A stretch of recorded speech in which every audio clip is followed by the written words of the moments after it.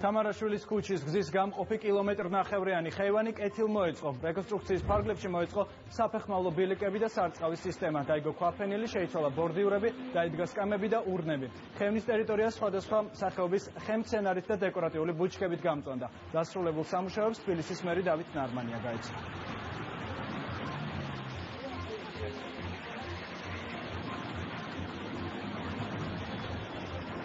მნიშვნელოვანია ის, რომ ძალიან სერიოზული სამუშაოები ჩატარდა როგორც გამწვანების თვალსაზრისით და დამატებითი მცენარეების შემოტანის, ასევე ბალახის საფარის დაგების კუთხით. აქვე იქნება ახალგაზრდებისთვის უფასო ინტერნეტი, დაირგო ყვავილები.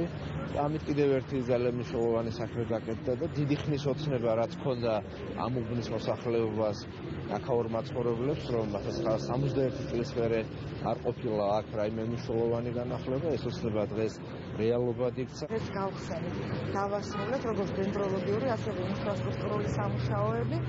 გაიგო 1 ჰექტარზე მეტი ბულონური გაზონი, 3000-ზე მეტი დეკორატიული მცენარე, ასევე მოეწყო საბაღე ინფრასტრუქტურა.